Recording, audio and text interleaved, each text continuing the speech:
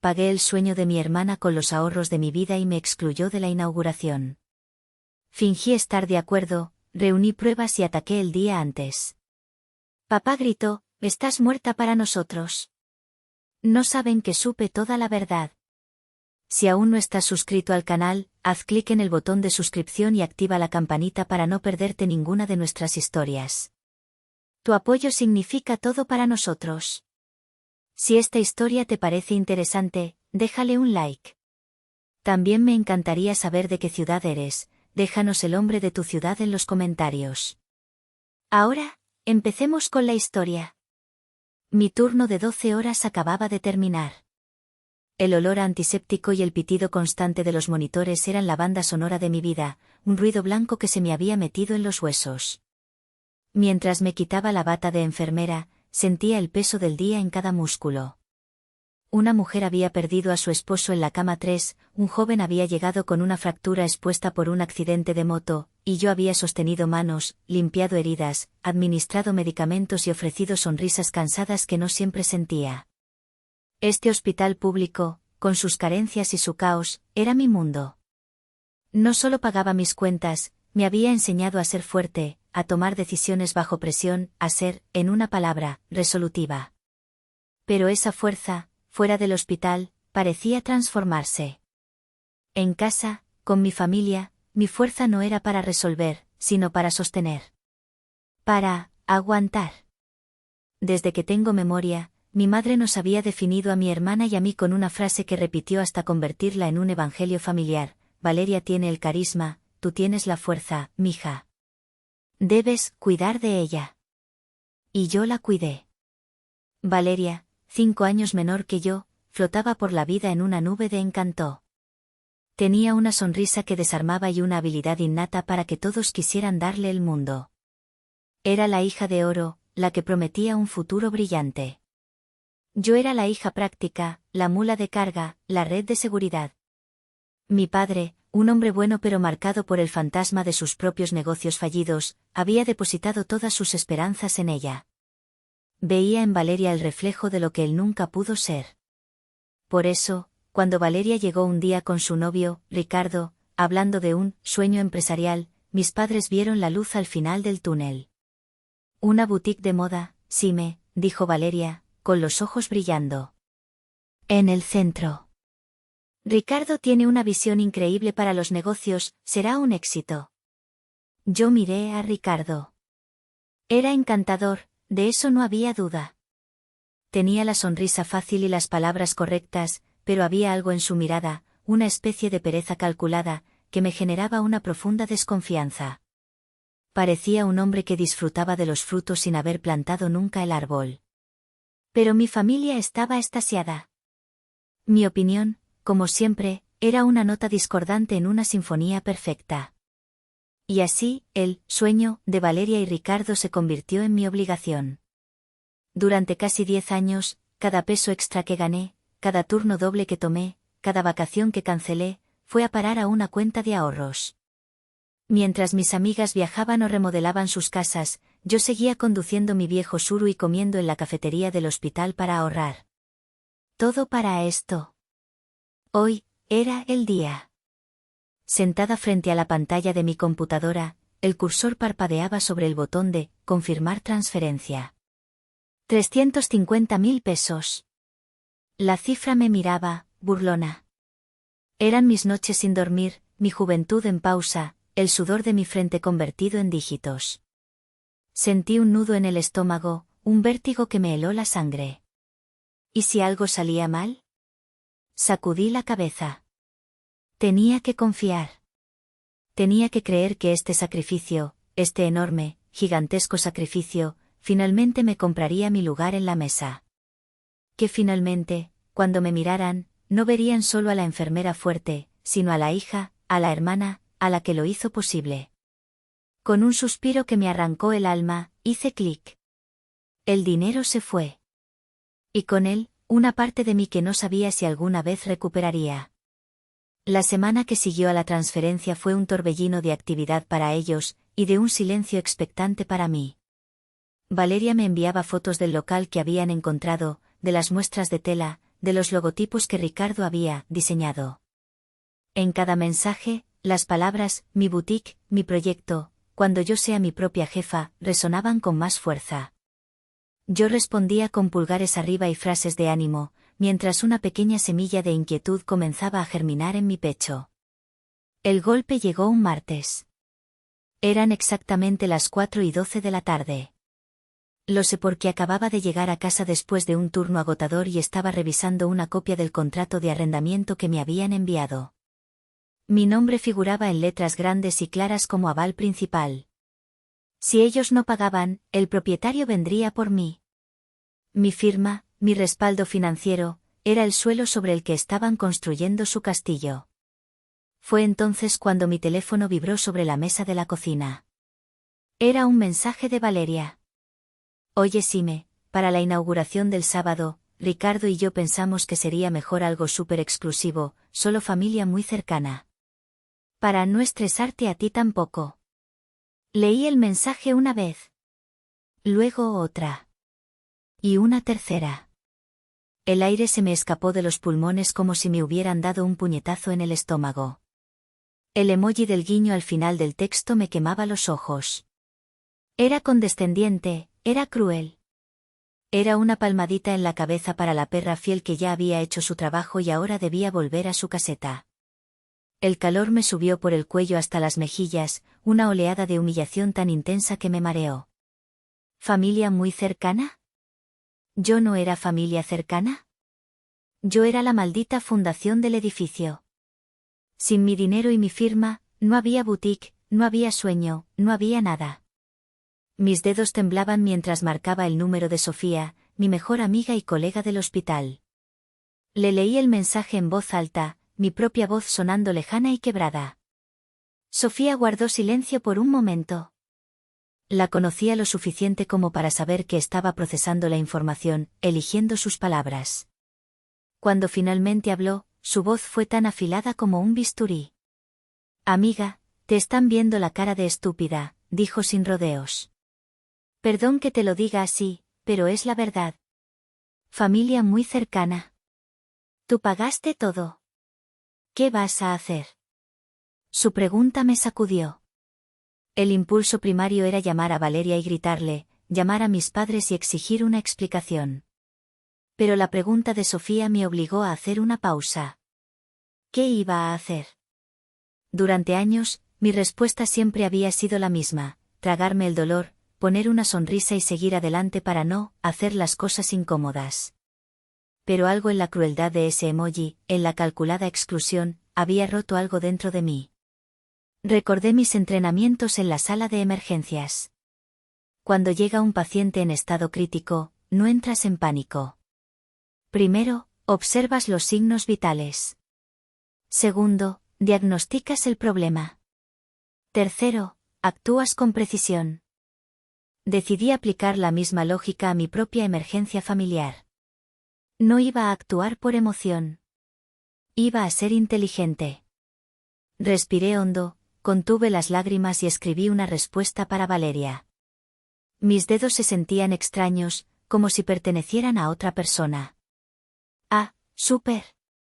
No te preocupes, lo entiendo perfecto. Que les vaya increíble. Mucho éxito.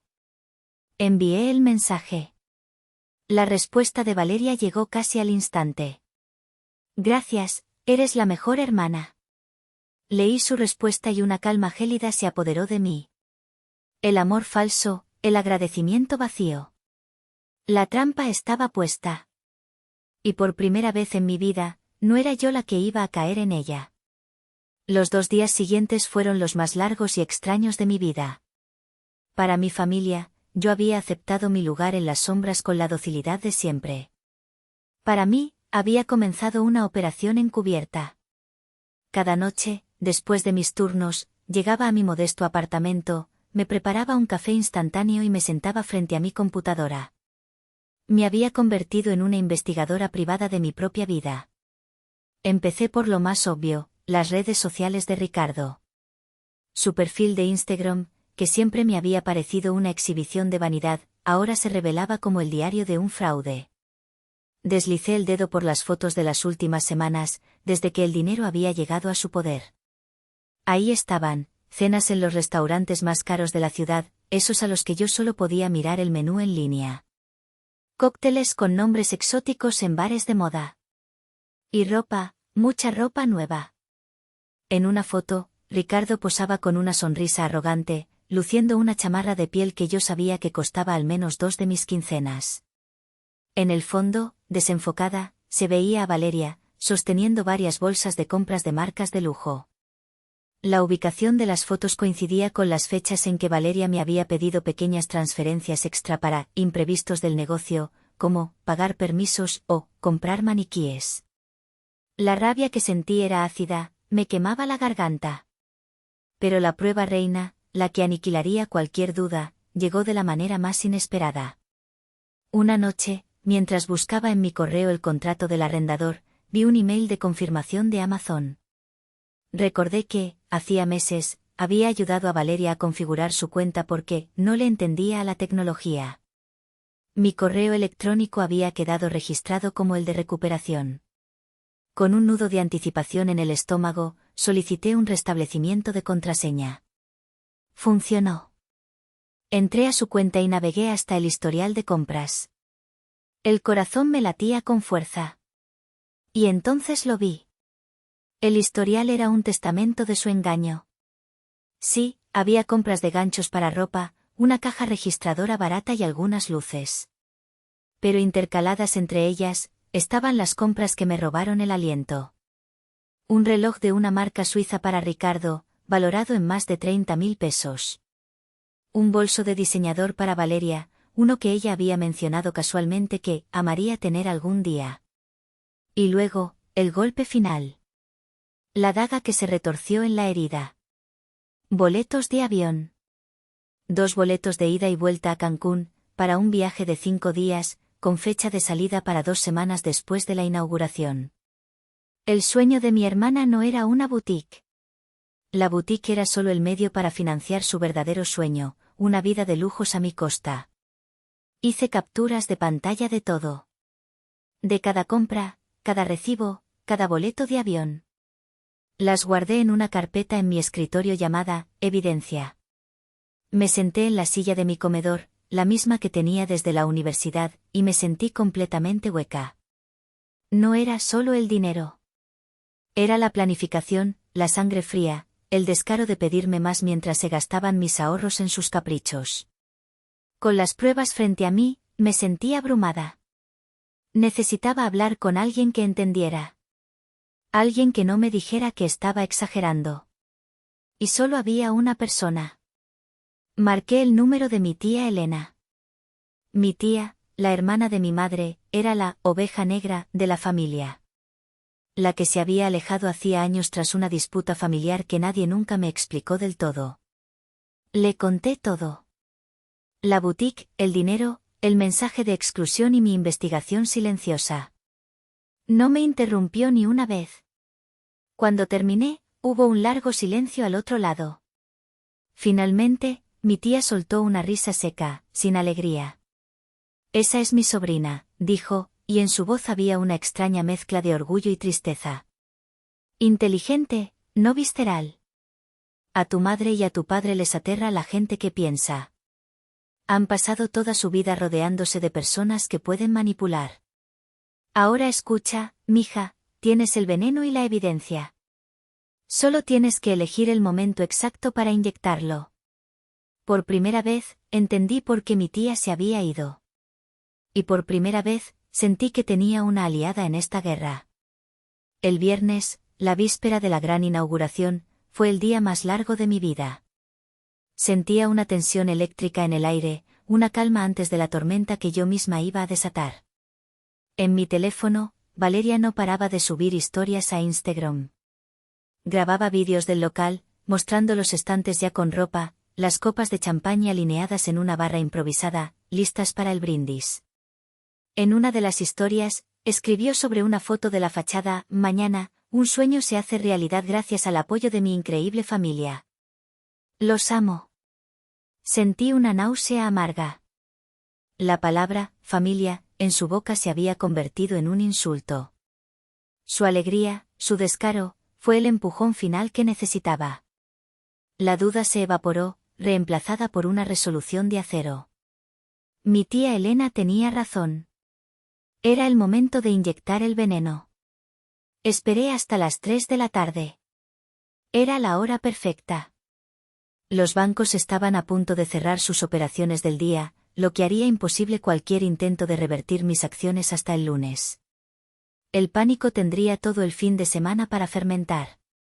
Mi primera llamada fue a la línea de fraudes de mi banco. Me identifiqué con voz firme y clara. Quisiera reportar una actividad fraudulenta y solicitar la cancelación de una transferencia reciente, dije, mi voz sonando sorprendentemente estable.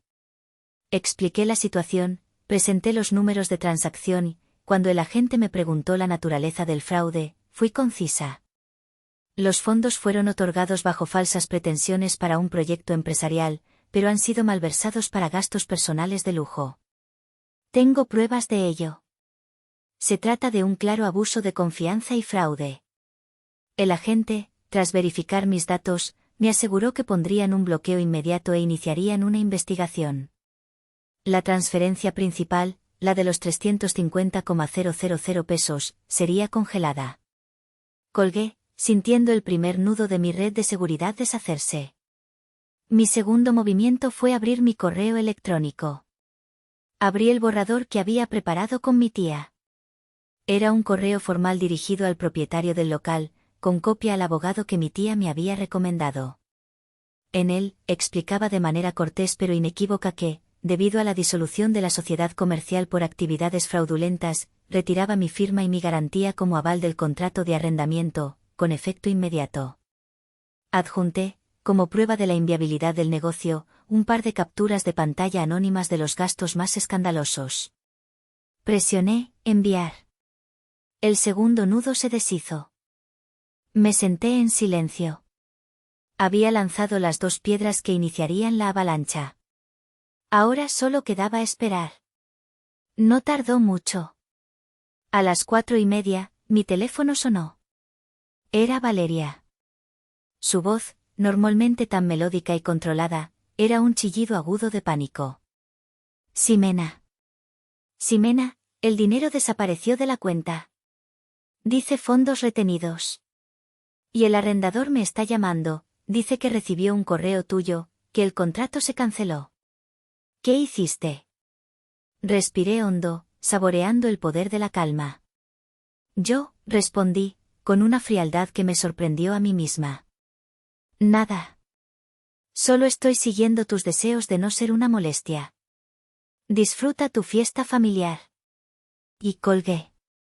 El silencio que siguió fue el sonido más dulce que había escuchado en mucho tiempo. La avalancha había comenzado. El eco de mi propia calma todavía resonaba en mis oídos cuando el teléfono volvió a sonar, apenas 10 minutos después. Sabía que no era Valeria. El tono de su pánico había sido el de una niña a la que le quitan su juguete. Este nuevo timbre tenía un peso ominoso. Era mi padre. Deslicé el dedo para contestar, preparándome para la tormenta. No hubo un «hola», no hubo un «¿qué pasa?». Solo un trueno. «Vas a revertir esto ahora mismo, Ximena», gritó, su voz distorsionada por la furia. «No sé qué juego estúpido estás jugando, pero vas a llamar al banco y al arrendador y vas a arreglar este desastre. Ahora». Durante años, ese tono de voz me había hecho temblar. Me convertía en una niña de 5 años, desesperada por apaciguar al gigante enojado. Pero algo había cambiado. La niña asustada ya no vivía aquí. No, respondí, y mi voz salió tan estable que pareció flotar en la habitación. No voy a revertir nada. Hubo un silencio incrédulo al otro lado de la línea.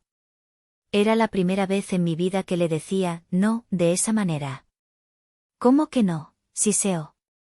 ¿Te das cuenta de lo que has hecho? Tu hermana está aquí, llorando a mares. Has arruinado su sueño.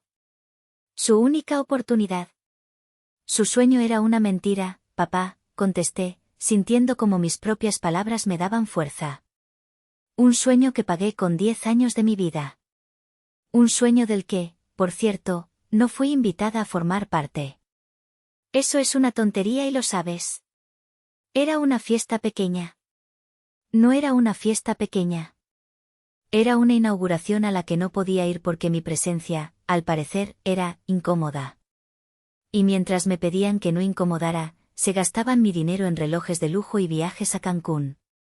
El silencio volvió, esta vez cargado de sorpresa. Claramente, no sabía que yo lo sabía. Cuando volvió a hablar, su tono había cambiado.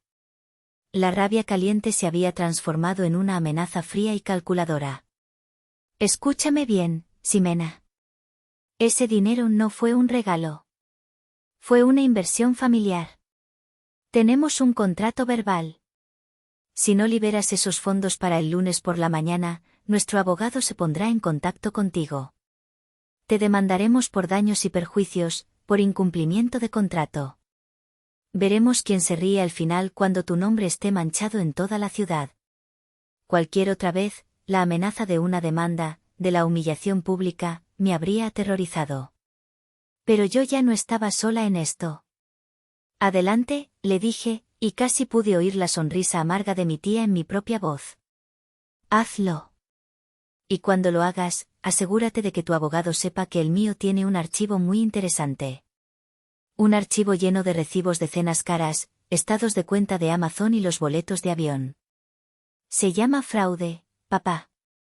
Malversación de fondos. Y se ve muy mal en los periódicos locales, mucho peor que un simple incumplimiento de contrato. Tú eliges qué historia quieres que se cuente. El silencio al otro lado fue absoluto, pesado, como un vacío.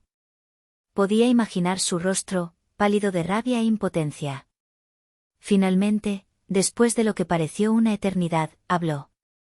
Y las palabras que usó fueron las que finalmente cortaron el último hilo que me unía a ellos. No tienes idea de lo que has hecho, Siseo, con un veneno que nunca le había escuchado. Para nosotros, estás muerta. Y colgó. Me quedé con el teléfono en la mano, el pitido final resonando en el silencio de mi apartamento. Estás muerta para nosotros. Las palabras que siempre había temido. Y, sin embargo, en lugar del pánico que esperaba, sentí una extraña y desoladora liberación. Llamé a mi tía Elena. Le conté la conversación, palabra por palabra. Ella suspiró. Ahora te cuento toda la historia, dijo con voz sombría. Y entonces, me reveló la verdad completa de su propio exilio. No fue solo el fraude de la herencia. Fue la campaña de desprestigio que vino después. Lo peor no fue el dinero, mija, me explicó.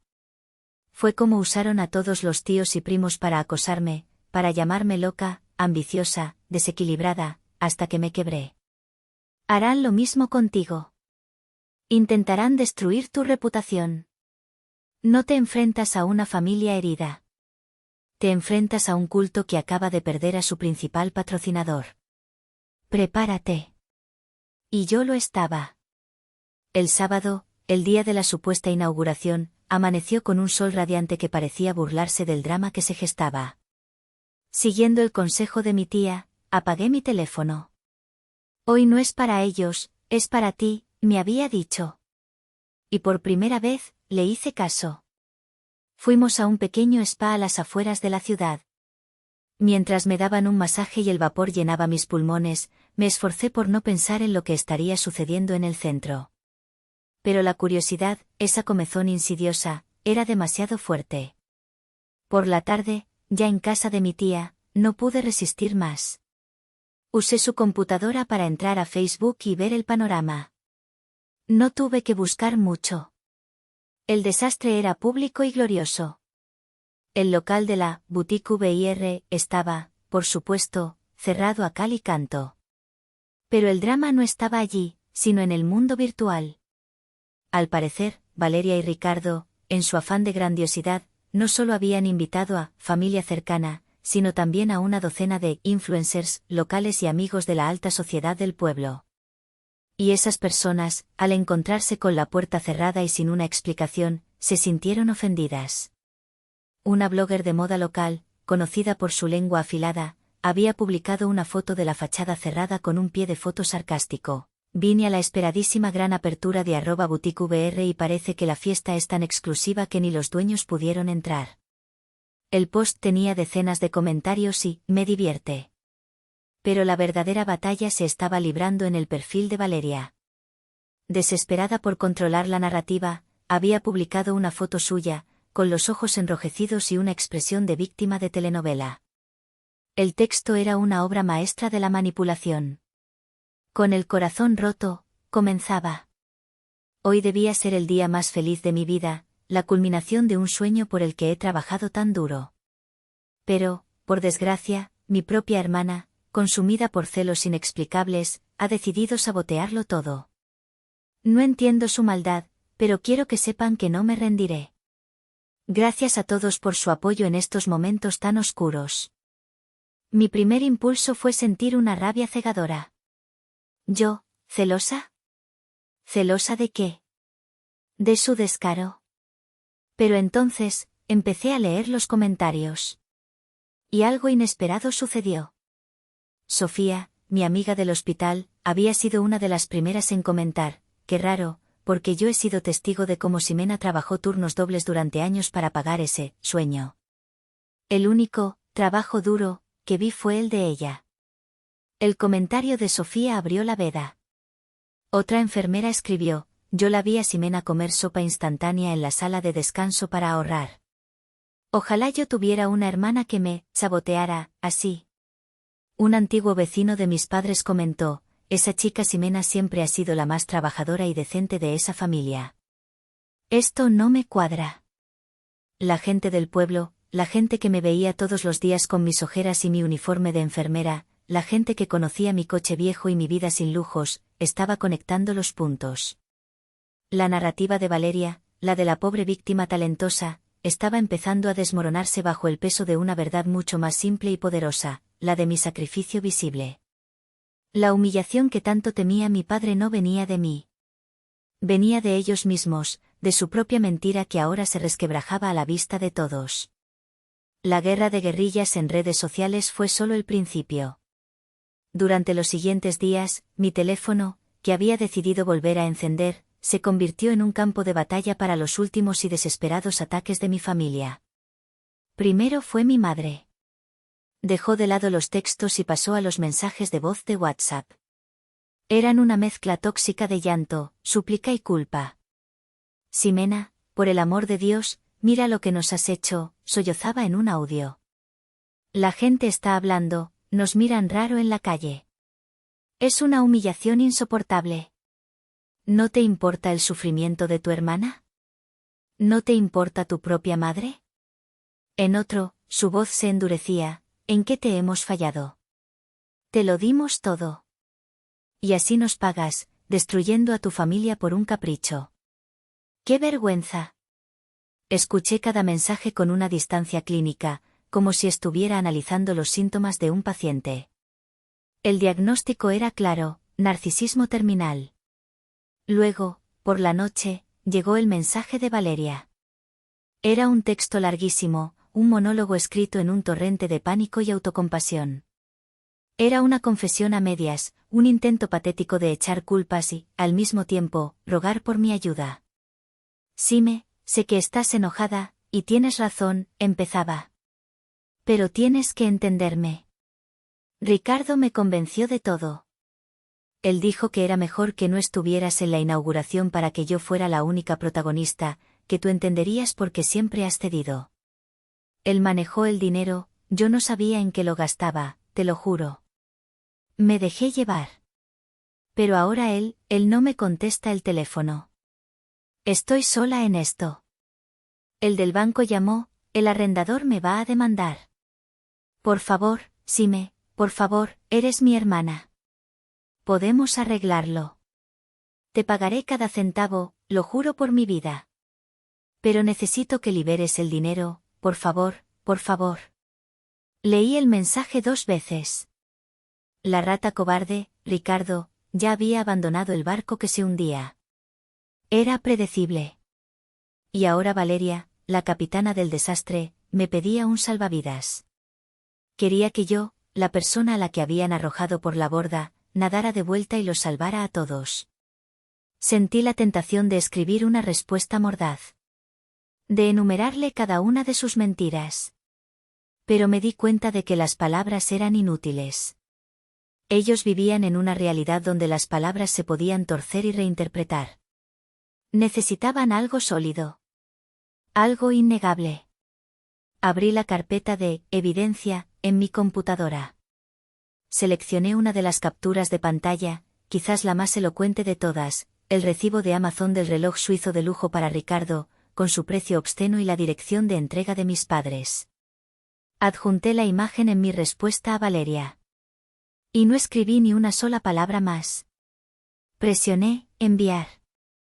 El silencio de mi respuesta, acompañado de esa prueba irrefutable, fue más poderoso que cualquier grito. Era un golpe de gracia, frío, limpio y perfecto. No hubo respuesta. Sabía que no la habría. ¿Qué podía decir? La imagen hablaba por sí sola. Contaba toda la historia de traición, lujo y mentiras en un solo vistazo. Y con ese último acto, la guerra, para mí, había terminado. Pasaron 3 meses. El otoño comenzó a pintar la ciudad con tonos ocres y dorados, y con él, un silencio se instaló en mi vida. Un silencio que al principio fue extraño, casi doloroso, como el que se siente en una casa después de un funeral. Pero poco a poco, ese silencio se fue transformando en paz. Una paz que no había conocido nunca. No más llamadas de pánico, no más peticiones de dinero, no más la pesada carga de las expectativas ajenas. Solo el sonido de mi propia respiración. La noticia de la desintegración final me llegó a través de mi tía Elena. Ricardo, como era de esperar, había desaparecido del mapa, dejando a Valeria con una deuda considerable en la tarjeta de crédito. Valeria, incapaz de enfrentar la vergüenza, se había mudado a otra ciudad con unos parientes lejanos.